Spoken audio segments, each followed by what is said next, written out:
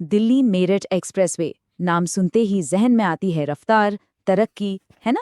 लेकिन सोचिए, क्या हो अगर यही रफ्तार कुछ लोगों के लिए जिंदगी की रफ्तार को ही रोक दे?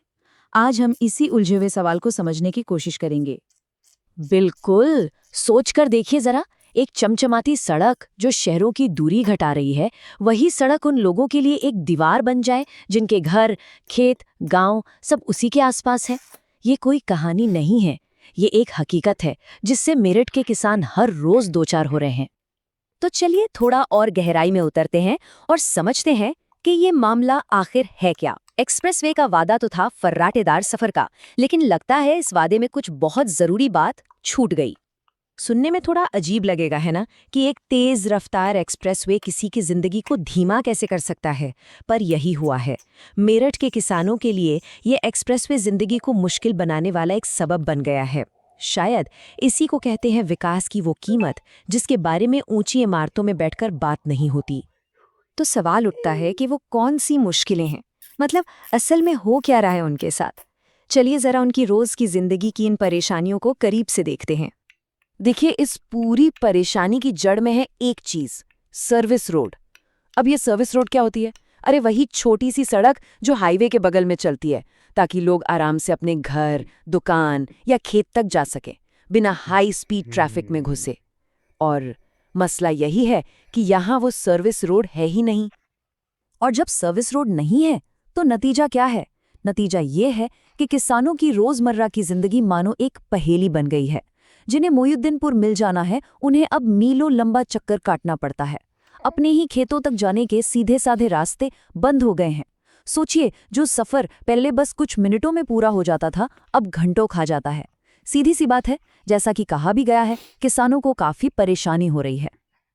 अब देखिए, जब पानी सिर से ऊपर जाने लगता है, जब रोज की जिंदगी ही एक जंग बन जाए, तो इंसान चुप नहीं बैठता। लोग अपनी आवाज उठाते हैं। तो अब देखते हैं कि इन किसानों ने अपनी बात को ऊपर तक पहुंचाने के लिए आखिर किया क्या।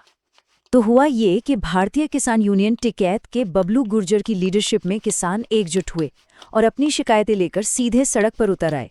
उन्होंने तय किया कि ये परेशानी सिर्फ उनकी नहीं और इसे सबके सामने लाना ही होगा। और ये कोई आम विरोध नहीं था, सिर्फ नारेबाजी नहीं थी, नहीं, उन्होंने एक पूरा प्लान बनाया, एक सोची समझी रणनीति। स्टेप 1, मेरठ के कमिश्नरी चौराहे पर प्रदर्शन किया। स्टेप 2, फिर वो वहां के सांसद अरुण गोविल के पास गए और उन्हें एक फॉर्मल रिक्वेस्ट, एक प्रार्थना पत्र दिया। और स्टेप 3, अपनी मांग साफ साफ रखी कि सांसद जी, आप NHAI को एक्शन लेने के लिए कहिए। तो इस पूरे संघर्ष का निचोड़ क्या है? मतलब किसान आखिर क्या चाहते हैं? और अब सवाल ये है कि आगे क्या होने वाला है। तो देखिए, इस पूरे मामले में 3 अहम किरदार हैं।